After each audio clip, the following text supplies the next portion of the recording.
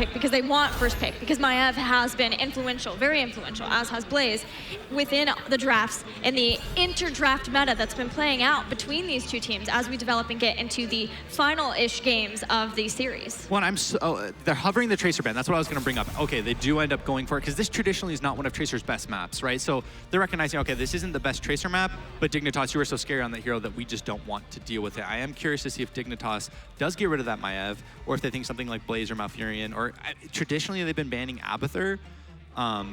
Once again, this isn't the best Abathur map. I mean, it's pretty, okay, so they do go with the Maiev, yeah. She's just too strong for the reasons that you brought up above. Like, just the fight potential that she already gets. It takes, I guess, a lot of her hard work out. Everyone has to pile on in to fight around the objective, and that's exactly what she wants. You and I are both weirded out by that first I was just going to shift main. that over to Mike and go ahead and let him use that one. Why the gray main over everything else? Because, I mean, to be honest, especially with the adjustments coming in theory, even though gray main, one of his best maps was Infernal Shrines, he should be significantly weaker because the concept of poke struggling compared to the build before, and it's not a map where you can justify hyper carrying, so I think split pushing is the focus. I don't know. Okay, so Team 12 have always had pocket strategies on this map. Okay. The main two have been Diablo Medivh, and generally when they'd have the Diablo Medivh, they'd almost always pick the Grey main first pick, right? But Grey main was meta back then, so it didn't seem weird, right? So with the Diablo Medivh comp, you don't want Tyrael, you don't want Blaze, maybe Malf. Well, I could have seen them first pick the Malf if they were going to go with that, but that's what makes me lean towards I could see them try and pick up an Abathur later on and just continue the split push. Okay, Tychus Malfurion coming out for Dig. That's so interesting watching the meta evolve. Blaze Tyrael the first game, like the first two games, that's what it was all about in this game. Nice. Yes, Here we go. Going back to basics. But we have to keep in mind, look at those first two picks from Dig. That is not because they did not expect that to come out. What was the immediate response from MVP Black whenever they struggled into it? Get a backliner who can survive the Wombo combo, and Tychus is one of the beefiest heroes to be able to deal with that. Threat onto the Diablo, synergizes with the map, and Malfurion, you know, he's not too shabby in this composition either. So, you know, though it is cool to see this here from Team 12, it's not like Dignitas is kind of blind. Yeah, Malfurion was another central part to that strategy back at Mid-Season Brawl last year, because he could pop out of the portal and get the Twilight Dream, and now, as long as he's well-positioned, can Twilight Dream from that as they go in. What do you think about that ban, though? Well, I like the Malthael ban, but focusing on supports for Team 12, I think it's going to be one of two heroes. It's going to be Alexstrasza or it's going to be Stukov. Alexstrasza is prioritized much higher on this map over any other, and the reason for that is because when you pop her dragon form, that generally secures the Punisher for you, which is very important, which is, honestly, I was a little surprised we didn't see any Alexstrasza priority on the Volskaya map, because it's very similar, right, where you're fighting over an objective, but the difference between Volskaya and Infernal is the objective takes much longer, right? So enemies can just back up, okay, your dragon's down, okay, now we'll step up and fight you, so I wouldn't be surprised to see them pick up one of those two heroes here. Vandy, do you see much Alex in ANZ? It just really depends on which, I guess in ANZ, a couple of supports, they have their comfort picks, and it depends on who is comfortable playing at Alexstrasza, much like Bud's on that Rhaegar sort of synergy. So we do see it from time to time, but it's solely based on the player and whether they have really, I guess, played with her quite comfortably. I'm a little torn on whether or not Dignitas has an opportunity to pick up a Junkrat, just with the idea of if we have any fear of the Alex coming out. Junkrat does pretty well into that. It's worked pretty well on this map in general, and the macro control is very good against a Medivh Diablo compositions, generally speaking. They are really fast in the rotations with that composition. Medivh synergizing there is going to help, but what you can do is forfeit the lane that they are rotating to and then essentially counter push elsewhere and just make sure that you're essentially going, well, yes, you have the kill potential, but we're gaining equal on different parts of the map thanks to our Junkrat. But that's only with the assumption we see in Alex. There's the Junkrat there from Dig. One thing that I'm finding very, very interesting, I guess, a talking point for us as well, neither team wants that Blaze, so they're feeling as though this is one of his weaker maps. Teams were often saying, you know, Blaze, yes, he excels so well in pretty much most categories, but we also do feel like he has those weaker maps, and neither team's prioritizing him at all. Tyrael as well. I mean, the first couple maps, those were the two warriors to pick.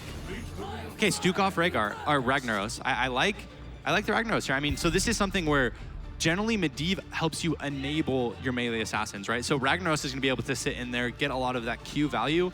And the biggest drawback for Rag, right, is he doesn't have an escape, right? He doesn't have a blink. He doesn't have any form of mobility. And Medivh helps, you know, fill that gap where he has a portal for him as well as a shield.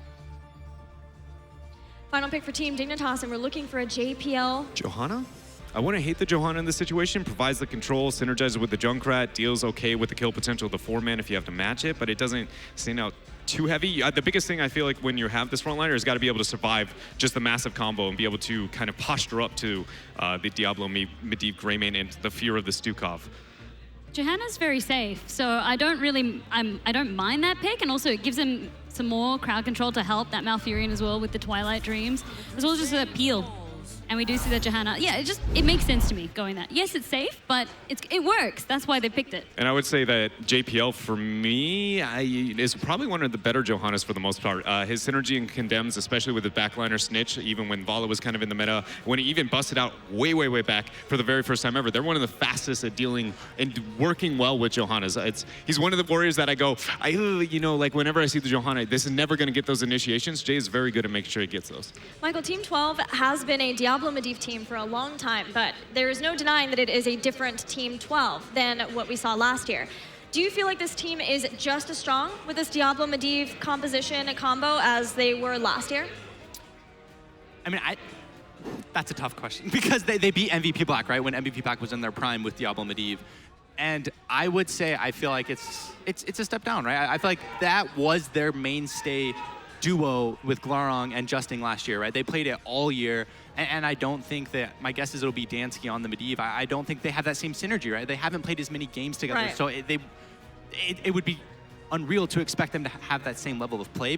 Does that make sense, where they haven't practiced as much? Sure, because they are more focused on different strategies now too. It's not just that one strategy. So then is it enough, as you give your prediction, to defeat Dignitas here? I think it is. I mean, I have lost so many times in this composition. It really is so hard to play against. That being said, if a team is going to take them down, it is going to be Dig. But I'm going to give it to Roll20, or Team 12. What about you, Vandy? I'm really tossing up. I mean, I kind of favor both drafts. It's going to come down to who's going to play it better, and that's one of the more exciting games. I think, though, Dignitas has this one in the bag. I'm confidently going to say Dignitas is winning the series in this game. All right, well, I am also voting Dignitas, but purely because we have been the same on every single game, and we have been wrong every time, and I feel like I'm Artosis cursing this, and all I want a game 5, so I'm going to vote for Dignitas, and in some reverse psychology there. Yeah. What are we seeing here as the votes come in? Swaying back more toward Dignitas, even more so. The votes just rolling in. Keep those going and going, especially if we get a game 5. Let's go to Jayhow and Trixler for game 4 of Dignitas versus Team 12. Did I hear that right? Is Gilly using her powers for evil? Oh my goodness, now that you put it into perspective. Yeah, it's pretty bad. I think Caldor is brainwashing everyone. Everyone's gone evil. Thanks, Caldor. All right, let's go to game number 1 as we head into it. On the left side, in the blue, Zillia playing Malfurion, JPL and Johanna, Poik on Tychus, Snitch on Junkrat, and Wubby playing Leoric. Team 12 on the right side in red, trying to make sure they stay alive in this series and not move down to the lower bracket, as it's going to be Cure on Greymane, Dansky on Medivh, Justin on Diablo, Buds on Stukov, and Goku on that Ragnaros. Yes, I am very curious to watch out for these shrine phases. Our panelists, of course, already talked about the strengths of certain heroes and what they do well. It seems like the first shrine should be going over to Team 12, just based on composition, having the Greymane in there, Ragnaros as well to Molten Core to help burn it down, should be strong enough. But post 10, when that Odin comes online, Dignitas will be able to contend themselves. Post 10, Trixer, I think, can we concede this game that the APOC, the Medivh, Leyline, Diablo APOC combo is going to be followed up with a Sulfurous Smash? I think I agree, actually. I was thinking about that for a couple seconds. I'm like, well, Lava Wave will let you slow down the game, give you more opportunities to get the Medivh Leyline Seal into the Apocalypse, but this is the one time you find it acceptable. I think Sulfurous Smash would work. I think I would do it. Well, Wubby's going to be the first casualty here, as the roam composition of Diablo is always a threat. And Medivh enabling that portal, you could actually see right before we had skipped that, was that the Medivh portal went up on the right side of the screen, closing that gap and sneaking up on Wubby, but good trait value, he's already back on the battleground. I'll be honest, the first time that I saw Justin play Diablo was probably the first time I was like, okay, this is someone I have to keep an eye on in North America. This is a warrior player that knows what he's doing. His Diablo was phenomenal in 2017. Obviously, he's come a long way since then, but love to see him on the character. Dignitas will have to make sure that they keep him in check. Luckily, they got Johanna to help out with that. She's good at stopping some engages that do come your way. And as mentioned by Dreadnought, Johanna has been a great pickup for JPL. He knows how to deliver on that character. He does, and I think he was right in the assessment as he's probably one of our best. I mean, Johanna does not have a great win rate, but in the hands of certain teams or on the certain compositions, they're tried and true, experience-wise, know how to handle the hero, and they know when to pick it. And this is one of those moments where Infernal Shrines gives you a lot of shrine control. Well, speaking of control, it's about the mercenary camps for our teams, as Team 12 has the middle wave pushing in, but Dignitas seems to want to counter on the bottom side and get that pushing in. They're not trying to fight too much around this Diablo. Don't want to give him the engages, so they're waiting for minions to get to these turret walls so they can have easy cleanups. Portals coming out constantly from Dansky, allowing for Diablo to maybe catch someone on this rotation, but a little bit too late, missing out on JPL and Poik as they come from the side. And this is actually something we've seen Team 12 try to do through the first few days, is when they get the Greymane, really force their advantage onto structures. And they had struggled a little bit in the early game in game 1. They had moments yesterday on the Cursed Hollow game where they were able to make a lot happen with that. And there, just getting one turret down is a decent amount of experience, and it softens up, opens up the map for potential later in the game. First shrine coming around here in about 20 seconds. We'll see how Team 12 intends to handle it. Right now, their movement kind of indicates that they want to fight over this shrine. They're grabbing the Merc Camp in the top right corner. One of the best things that you can do is try to stop your opponent's Merc Camp right before the turret wall, but Dignitas, they're a little bit too wise for that. They wait before grabbing their own. They want to make sure that they get that Merc Camp pushing in right when they go in for the shrine side that is now spawning in the middle. Shrine spawning in the middle trick, and with Goku on Ragnaros, it's a hero. It is quite unique in the sense of Infernal Shrines that if you can get to that 15, 20, 25 mark in terms of those skeletal defenders, use Molten Core and then you go in. But Team 12 actually looks like they might have other things in mind. It seems like they might be foregoing this first shrine. That they are. They're sitting up in the top. They have to grip this Merc Camp. It seems like they want to get this lane pushing in more than Dignitas, and it looks like they'll do it. They get that cleared out pretty darn quickly. Dansky also helped here, and Kira as well. Wow, they're actually just going straight for these turrets. This one on the bottom left is low. With Greymane jumping on the top side, they may be able to start burning these down, but a root hits. Kira being a little bit too far forward. Johanna using Iron Skin to escape. Yeah, you have to trade out here, because if you don't, Dignitas does the best. I remember studying them last year, and it's a lot of key principles they've kept, is that if they get the first Punisher, it's not about what does the first Punisher do, it's about what do you do away from the Punisher. And Dignitas kind of, I guess they developed a strategy that was unlike anything I'd ever seen in terms of their rotations. It revolves a lot around having a Leoric in their composition. So they'll get the first one, but the experience lead, you have to be able to get those structures if you're Team 12. They got the towers, and I think that's what they needed to do, but look for Dignitas to really try and make the big impact play soon.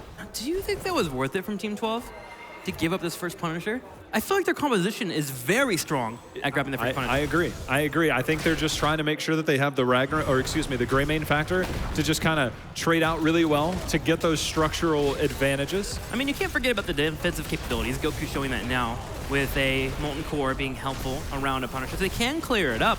This feels like they could have easily taken in the middle side and make sure to split off some soak on the side. They have Greymane available, but hey, they'll go ahead and give it up, and this will be their trade-off. Dignitas has a Punisher pushing in the middle. They'll elect to run to the top side. They see Medivh there. Medivh takes a little bit of poke, but Dansky should be able to get out. No! He has no portal. Wow! So what I want to explain what just happened there, when I say Dignitas does stuff away from there, what they did was they split Leo to the bottom and Junkrat to the top because they knew that Punisher couldn't get much more value. Sure. So by sending Leoric and Junkrat, you're able to successfully clear the waves. And when you can clear those waves, you can send the other 3 remaining heroes to push directly into the wall. They get the extra prize by having Medivh, but that is what Dignitas does better than anybody. They split not just one. Normally you'll see one split off and then you'll rotate the 4-man over. But when you have Leoric and Junkrat, you can kind of pick, do I want to go top, do I want to go bottom? What can I get my other team to react to? That is what Dignitas does away from the Punisher. I'm glad they executed it there. That is something they do so much better than any other team in the world. And it helped them net a kill on a Medivh nonetheless, which reset the Master Touch stacks. Kira's able to get a portal out, but he's low, so they have to retreat. Goku gets hit with a Blessed Shield. Ragnar's trying to retreat. A Force Will comes in, but the Entomb to lock him in. Goku is down. Goku is down. You can see a snap lock in. Blessed Shield goes out. No portal available because that was used just moments before. Level 13 might have been able to save him if you are Medivh, but also no flailing swipe, things like that available because level 10 not quite here yet for Team 12. And Dignitas takes his kill, get a little bit of damage in the middle, poke support slightly here. Team 12 setting up for defense with them about to hit level 10. Dignitas pulls away with their level lead. A shrine will be spawning pretty soon to the very far north side, and that's where we should see that Odin come in. Odin very strong for sieging, but also for controlling the shrine. Yeah, I think that's the scary part. When you said about Team 12 forgoing the first shrine, now what you would say is the superior composition for control. You have the grenade, you have Junkrat, you have Johanna, and oh, by the way, Odin does a really good job of clearing quite a bit. Diablo will have to be the one for Team 12 to try and force his fights. Obviously, he can jump a portal in, but being able to get a wall bang in the top side against the wall, have Diablo go in for the fight, have the Leyline Seal fall up afterwards into the APOC. That Wombo combo has been talked about. And it is Sulfurous Smash, by the way, that is picked up. So they are going with the idea of, okay, Dansky, Leyline Seal, all on you. You set us up, and we'll alley-oop. They're trying to get the alley-oop. You can see the portals there. Dignitas trying to hold on to this shrine. You can see the flailing swipe is knocking away the Riptire. Cure trying to get away. Riptire not able to close that gap as Cure survives, and Dignitas grabs themselves the Impaler camp here at the bottom. Mark Camp grabbed. Goku comes around to slow down the rotation. Leoric, though, right behind him. Goku needs to be careful. And Tim can come out. He has his bird to help him out if things get hairy. Well, he gets a little bit of a drain hope there, but Goku backs on up. And now it's trying time. 20 seconds, and it's up. Yeah, and it's up at the top, and we'll see there, with no global on the battleground, that you normally see that counterplay from one of these teams. You also have the double lane soak threat of Leoric, and Dignitas will try and manipulate the map in some way. Whether it's around the camps, whether it's around having a global, whether it's around having the Leoric, they have so many different tools at their disposal. Team 12, though, with 13 getting close here for Dignitas, they're going to have to pull the trigger quick, or they could potentially be giving up another Punisher. Dignitas working on 13. Wellbear in the top left corner.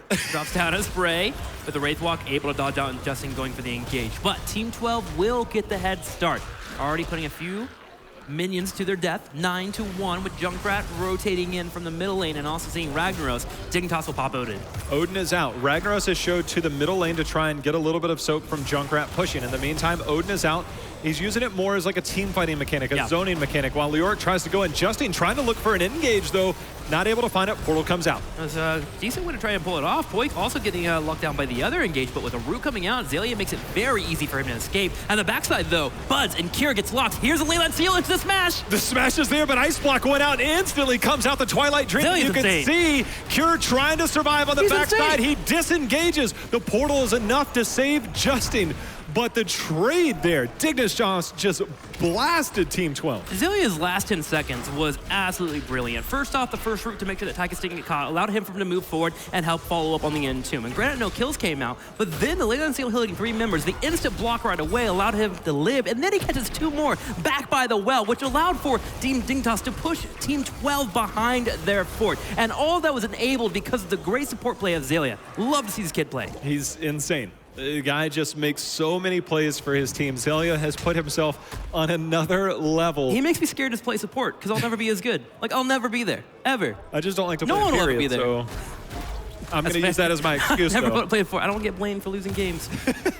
Team Dignitas with the Punisher on the top side, pushing into the top right fort.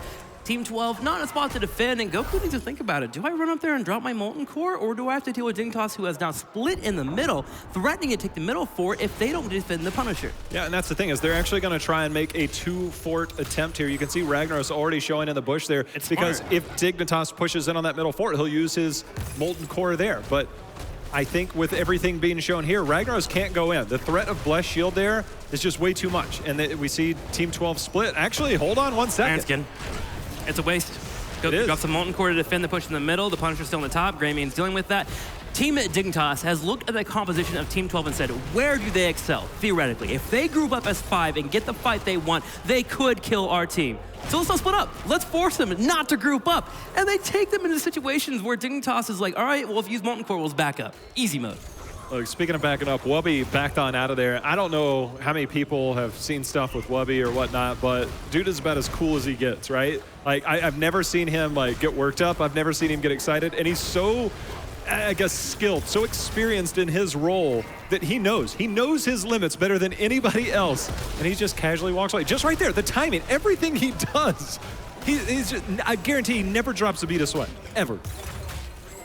He sweated once. It gets hot in here sometimes. I mean, it's Poland right now. It's That's freezing. True. You're right. Just open the door. He's not sweating this weekend. The Western Clash, Wubby never sweats. 16 right around the corner here for Team Dignitas, and they're in full control. Team 12, they gotta make something happen. They do, and right now they're objectively gonna have to fall back, defend safely, get 16. Because right now, taking a fight, is not exactly where you want to be. You can see Justine trying to zone out Blessed Shield. Here comes the engagement. The portal's going to be there as we see both members go out. Lurking Arm is going to be there as well. Justine in choke points, that's kind of where he wants to be.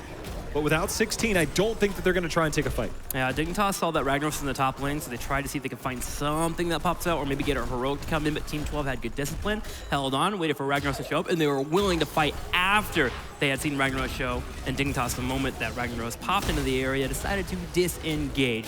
Now they'll grab Merc Camps, maybe look towards taking this fort in the bottom side, open up the map a little bit more, as the Shrine will be spawning in that lane, and if you take that fort away, the keep could be next. Yeah, it's very reminiscent of what we saw in Volskaya, where they used the setup before the next objective phase. They got the fort down, they got the well down, giving them an inherent advantage every single time that they went in, because without that well, without that structure, your defensive fallback, it's like you're a one-hitter quitter at that point, right? Like, I've got to get in, I've got to knock this out of the park, and then at that point, we're fine, right? You could actually see the multiple pings on the well. They've turned their attention fully towards that well.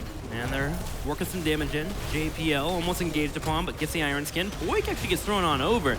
Able to dash away, but Wubby comes in with the Entomb, locking down the portal on the top right side. Oh, that stun there onto Justin as he's trying to go in and create the plays. The portal is not there, but they've got another one available. Medivh, this is pre-rework, upcoming rework, where that level 13, giving them that very good uptime on the portal. Goku goes in, gets a little bit of harassment there with the Blessed Shield being down, knowing that he has time to work in a queue. Nice amount of damage, while 16 hits, Dignitas backs on up. Gonna be able to float around for the moment, get top lane pushing in. And this is actually a cool situation for Dignitas. They can decide to either allow Wubby to stay in the top lane and just keep pushing on in, clearing out that wave, aid that Merc camp, and then just play defense on the bottom. This Merc camp, or this Shrine coming up isn't going to be an Arcane Punisher. And that means it's easily defendable. Yeah, you make an excellent point. And the reason being beyond that is the fact that, oh wow, they're just trying to get the full blow up onto Wubby. I get it, Portal. Wubby trying to go on the side, drops down a swing, Wraith walks away, Kier finally comes in and gets a kill, but Junkrat's being annoying on the side. The thing is, and the point being is that Team 12, now, even if they get the Punisher here, they're gonna have to send minimum one person back to deal with that top lane push. It's inevitable. You cannot deny that because that Shaman camp is so strong. So even getting this, Dignitas, twofold, right? If they get that, they get top keep. There's just so much in favor of Dignitas grabbing that Shaman camp. Dignitas decides to fight. With them having a lead here, 24-14, they drop the Yoda, the silence comes out. There's the Leyline Seal. Will they get the Apocalypse? It comes down and gets a stun, but Poik is unfazed. Yeah, I mean, Neo Steel coating is available. He also has that armor from the Odin itself, and they were unable to get there. Ragnaros, I don't think he's able to get back in time. Wubby is just a menace on that backside. Dansky's gonna go down. Goku 2 on the bottom right. Overkill coming in. There he is. Entombed to lock him in. Hello, says Wubby. Going for the fight. Greymane unfortunately getting thrown aside, but Justin getting thrown into depths of deadness as he gets taken out. He'll come back soon because he has his souls, but he'll be much weaker. Take a look at the top lane. That camp never got responded to. They didn't get the Punisher. This is worst case scenario. If you are on the side of Team 12, you're going to lose a fort or keep in the top lane. You're losing a fort in the bottom. They're almost 20 as Team Dignitas. This goes from bad to worse. You're going to have to use Molten Core, but he's still 10 seconds out. This could realistically be game here if Dignitas just pushes right through this. If they get a pick, certainly. I think Team 12 should be able to defend this, but the risk is definitely there, Jay Howe. I think you got to Molten Core the mid. I don't know if you can afford to try and Molten Core this bottom keep. It looks like Goku's trying to get in position. They're baiting the puncher in the middle so they can do the bottom one. There it is. This gives them a Saphir swing as well as Saphir smash if they need to. Justin goes in, slams against the wall. Punisher goes straight for the core. Wubby on the backside. Saphir smash comes out, but his Poik doesn't matter. Yeah, he just stood right there. He recognizes he can rip right through that. There's another Entomb on the backside. Rip Tire is out. It's going in, trying to do some damage.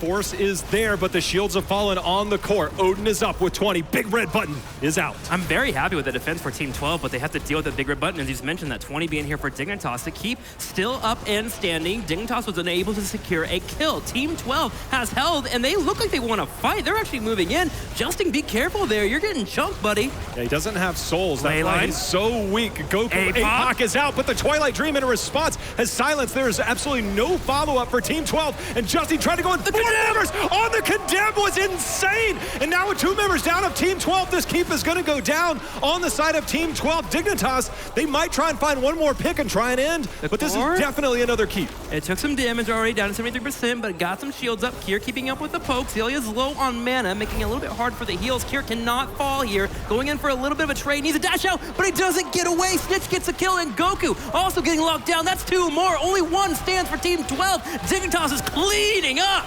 Dignitas moving into the upper bracket all the way through. They have taken down Team 12 here 3-1 in another display of complete map control, Trixler. This is why Dignitas is the favorites coming into this tournament. The way that they execute, whether it's team fights, whether it's macro control, there is not a team that we have seen like Dignitas, and they come out with a 3-1 victory here against Team 12. Yeah, great showing here from Dignitas, being in control of the pace of the game. Had a little bit of a bump there on Towers of Doom, but kudos to Team 12 being able to come in there and get that big win. That was an important one they were able to snatch on through, but overall, with it all said and done, Dignitas is showing up on this Saturday, and they'll go ahead and continue to move forward in the winner's bracket. Yeah, the winner's bracket looking good. Team 12 not out of it yet. This just means that